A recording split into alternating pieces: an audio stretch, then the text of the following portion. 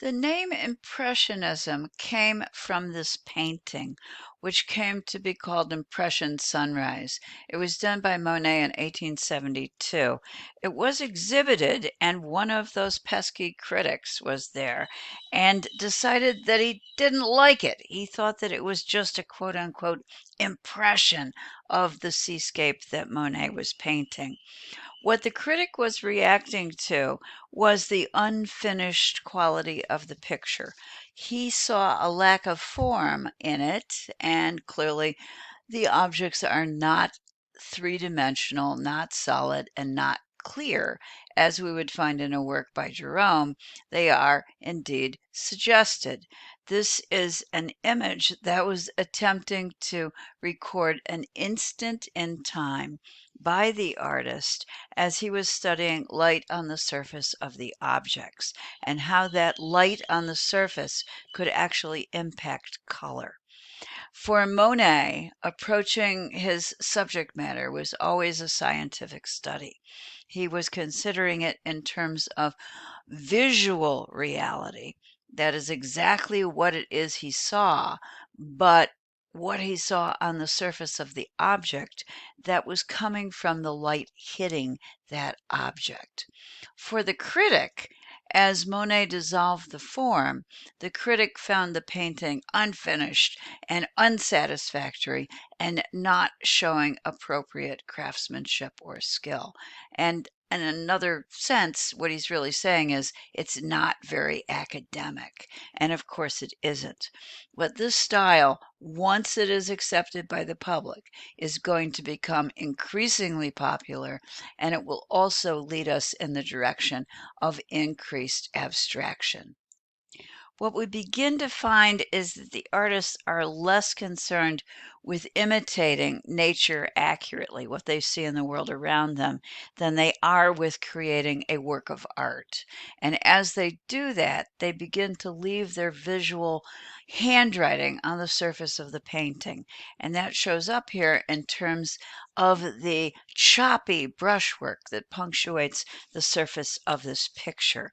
So it's typical of Impressionism to find an instant in time recording light on the surface of objects, which creates in turn suggested form. And all of this is done with choppy, broken brushwork. The mood of Impressionist paintings, like this one, tends generally to be peaceful. The subjects tend also uh, often to be images that are relaxing contemporary scenes, certainly the modern world, and usually leisurely subjects. Frequently, we could see people in boats, but usually enjoying themselves, not particularly working on those vessels. That's one of the reasons I think we like Impressionism. It takes us away almost to a fantasy world of pleasure, relaxation, and calmness. All of this painted with very thick paint, often on the surface of the canvas, capturing a new reality, and that reality is the visual record of light on the surface of things. This is another painting by Monet. It is of a boulevard in Paris, and it was done in 1873, 1874 from a window, very similar to the way in which photographers were taking photographs of life in the city. And in fact, it may have been influenced by photography. It is an image of modern life, and modern life was often the theme of Impressionist imagery. It has nothing in it that is grand or heroic. There's nothing about the ancient world or the Colosseum or Roman history, for example. There's nothing mythic, there's nothing grand, there's nothing religious. It's simply a record of the world around us at a particular point in time when the artist was painting. We do get a sense of the energy of the city as people are moving. It is an instantaneous picture. There is a sense of recession because Monet maintains a diagonal running into the background through the line of carriages that are placed together, waiting essentially for people to collect them. It is nevertheless a painting that still flattens because as the artist is capturing light on the surface of his painting. He is losing form and he's letting go of definition, and he is also letting go of depth. The detail on the left will give you a little bit of a sense of that, but I would like you to see a closer view right here of what it looks like when we get very, very close to the canvas. There are just dabs of paint on the surface, suggestions of the human figures moving. You have to be really gifted to be able to put this kind of suggested form down and have it read as a human figure. And Monet was incredibly good at what he did, giving us just the suggestions of light and color created in an instant in time. Monet may be most beloved for his water lily paintings, which he did at the end of his life, towards the end of his life, in a series. And by a series, I mean that he painted multiple versions of the same subject. The number that I have in my notes is 236. I'm going to say that's got to be an approximate number. We can safely say well over 200 paintings of exactly the same thing. By the same thing, I mean water lilies, but at the end of the day, that's not really what he's painting. He is painting light as it hits the water lilies, and he is painting and recording the way that light impacts the color on the surface, or our record of the way in which we read that color as we are interpreting what we see of the water lilies. Consequently, if you paint a variety of water lily paintings and each is done under different atmospheric conditions, let's say early in the morning, let's say at noon, and then again, let's say at sunset, each of those pictures is going to be very different. The water lilies are going to look different. So the artist, although he's painting the same subject in this series, is actually, in fact, recording different imagery each time that is unique to the light as it's hitting the subject of the water lilies. The idea of painting in a series may have been influenced by Japanese popular prints, which is certainly one of the sources of influence on Impressionist artists. The Oriental artists in Japan created often imagery that came in a sequence, kind of coming together as a narrative, following the same theme. And Oriental popular prints became incredibly popular in France and in all of Europe and even in America in the 19th century. We know Monet was influenced by them. We know he collected them. So the idea of a series may indeed be actually coming to us from Japan. The painting that we're looking right now is called Clouds, and it was done in around 1916 to 1920, when Monet is certainly a mature painter, and one of the things you should be picking up is that he's getting looser and more abstract in his technique. The image is actually a reflection of the sky on the water. Impressionists are often drawn to reflective surfaces, and certainly the water would be one of those, giving us an image that seems to be kind of expansive, that seems to be, well, almost mystical as we're looking at the clouds being reflected on the surface of the water with the water lilies themselves. Everything suggested in form, and that would be typical of Impressionism. Let me just show you a detail, not of this water lily, but of another one. It is a single flower, and I have it in comparison with an American painting of a water lily from the 19th century to show you the difference. The American painting is crisp and clear and linear. It's very solid, it's very three-dimensional, and it's incredibly naturalistic or lifelike.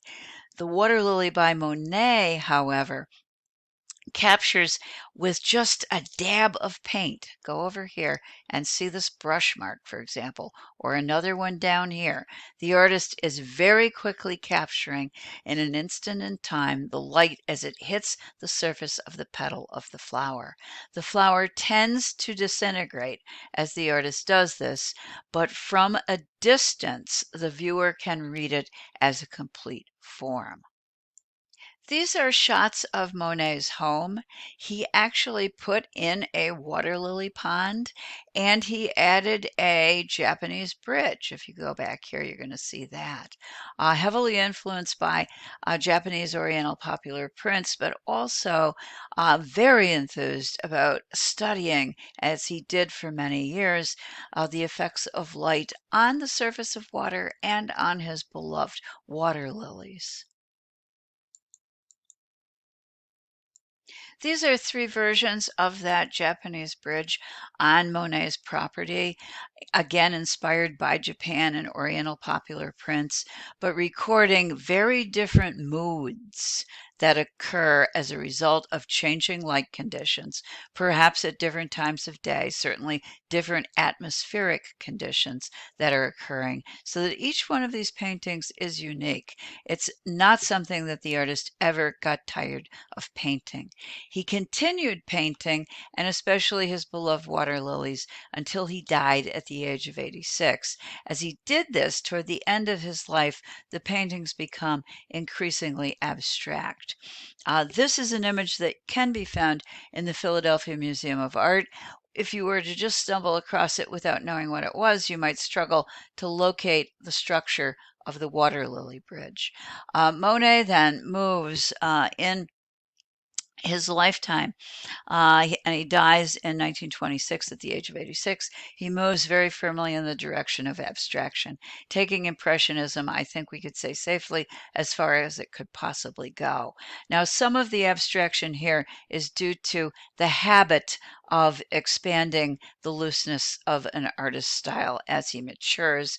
Part of it, honestly, also is due to the fact that Monet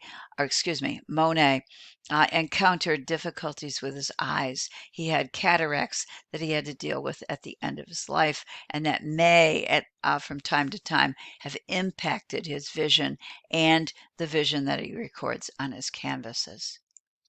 Despite the beauty of Impressionist paintings, other artists will come along and wish to correct some of the elements of style of Impressionism. If you look upper left, you're going to see some haystacks painted by Monet. This is another series that he did, and these almost appear weightless and insubstantial, kind of mystical. Each one of these paintings in the series records a different mood of a different day with different light and different atmosphere on haystacks. The forms dissolve, and we can clearly see the brushwork of the artist on the surface. It's also pretty lyrical and calm and peaceful, as we would expect. The work on the right, however, comes from a post-impressionist artist whose name is Vincent van Gogh. The post-impressionists come along and wish to reinstate form and seriousness to art. In addition to that, some of them also want to reinstate emotion or spirituality, and Vincent van Gogh is one of those artists. If you take a look at his haystacks, you'll see that they do, in fact, seem solid. They have a three-dimensional form, and Vincent has actually outlined them as he outlines other objects within his landscape. They seem also, however, not to have the same kind of lyrical and peaceful quality. They contain an energy, perhaps a tension, that we associate with everything that Vincent van Gogh painted. His paintings become a kind of document of his own state of mind. So, in addition to reinstating form and seriousness and depth in the composition, this does seem to recede in the distance.